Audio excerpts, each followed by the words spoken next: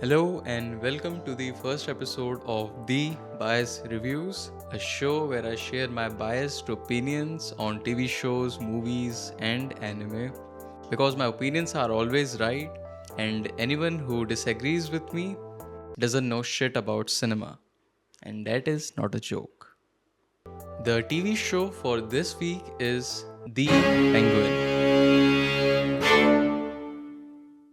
a spin off crime drama show from a kinda good and successful Batman film, The Batman. And some people are even considering it better than the Batman movie itself and the Joker 2 film. वैसे Joker 2 से तो अच्छा कुछ भी हो सकता है at this point. Let me just quickly gloss over the synopsis of the show so that I can show my love for the old middle-aged balding man. The show starts a week after the Riddler Bat fight, picking up the remnants of the Gotham City or whatever is left of it. We see this gangster power gap starting to widen as Carmine Falcone, the head of the underground criminal family, is dead, and his son Alberto, who is also dead now, and he has been killed by none other than Oscorp. In this messy underworld situation, we get to see the Penguin rises. We see this genius man who was once under the hands of the Falcone family now wants to have the city for himself. As the plot moves on, the Penguin gets shut down by the Falcone family as they are relocating their tiny business out of Gotham City. Things get really worse as Sofia Falcone, who is the sister of Alberto Falcone and the daughter of the Carmine Falcone, returns from the Arkham Asylum. Now, Sofia somehow suspects the Penguin is involved in the disappearance of her brother. Things escalate from really tense to just chaos.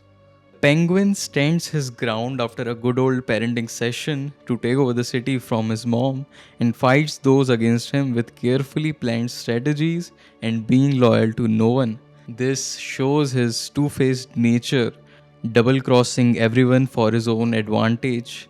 This is what I really like about this character, staying under the radar, saying things exactly what he needs to say, shaking hands with his enemies so he can play from both the sides, and doing whatever is necessary to disrupt the Falcons and take over the Empire alone.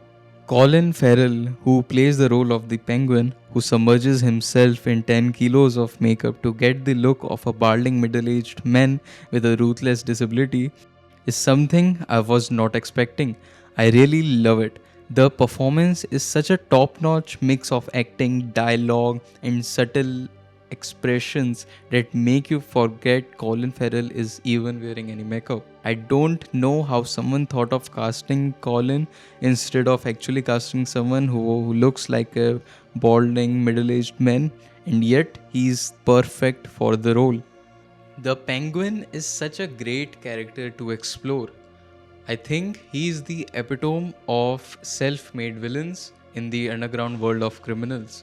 As much as I love the Penguin as a character, the real star of the show is Kristen Milioti as Sofia Falcone.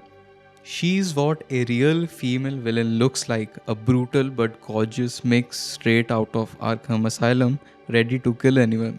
We see her take on a role of a psychopath, especially in episode 4, which is all about her and is beautifully directed by Helen Shaver.